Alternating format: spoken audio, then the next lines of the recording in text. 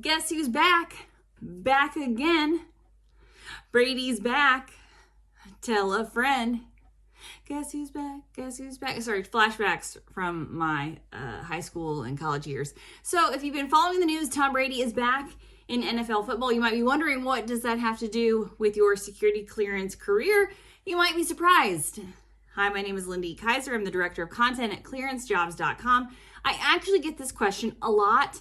No, I don't get asked if Tom Brady is going to rescind his retirement from football, but I actually get asked, hey, if I leave a cleared career, how easy is it to come back? There's a few things that tie into that. We actually wrote about that in our February white paper from the employer side, the rise of the boomerang employee. Statistically, we're seeing a lot more employees leave employers and then later come back. So yes, like Tom Brady, you can keep that loving feeling and frequently leave an employer and jump right back. Probably aren't going to make millions of dollars to do it, but hey, we can all dream big dreams. In today's candidate market, it is a candidate's market. Employers want you. A lot of employers are trying really hard to keep employees engaged, and so that when they off-ramp, they might very well end up coming back later. And unfortunately, that's just the reality of the number of people in the security clearance population.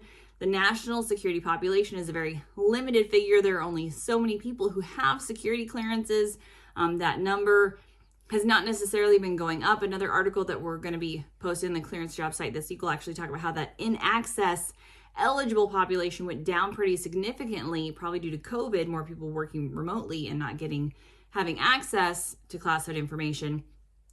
So again, there's two sides here. From an employment standpoint, as long as you don't burn bridges, read about that at clearancejobs.com, how not to do that when you quit a job.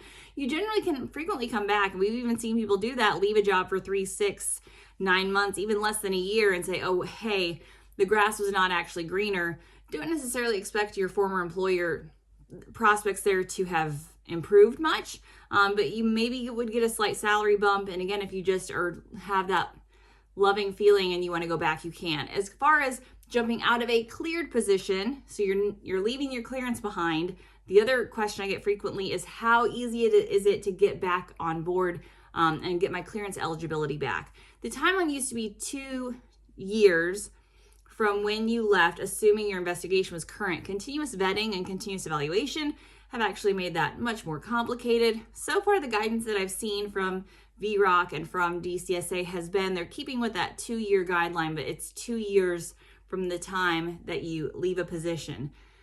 Now, the conflict there, a lot of folks saying that DIS, the security clearance system of record for DoD clearance holders, does not actually show a separation date per se. It will only have an investigation date. And again, depending on when that last investigation was under continuous vetting.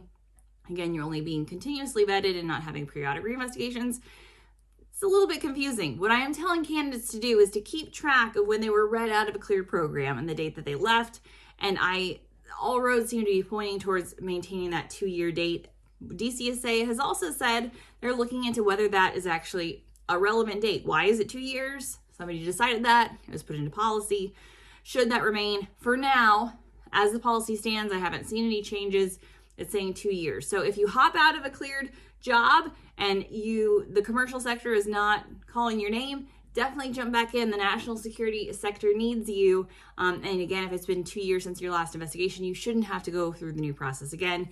Even if it has been 2 years past, so you're a veteran watching this, you're somebody who used to have a clearance and you want to get back in the industry, having previously held a clearance, even if it is expired, your process and path to a security clearance should still be easier. So definitely still jump in. The water is fine. Obtaining an interim clearance can be done as little as a week to 10 days to 2 weeks at this point. So getting an interim clearance is very quick, and certainly employers are more likely to take a bet on a sure thing, knowing that you have previously had a clearance. So if you can display that you didn't do anything super scandalous in the time since you left a cleared position, again, that onboarding process can be pretty easy. So again, unfortunately, we don't all get to be Tom Brady. We can't make millions and be married to a supermodel. We can dream big dreams, but you can leave a cleared job and then come back again. So for more on that process, the timelines, and all of that information, please visit us over at clearancejobs.com.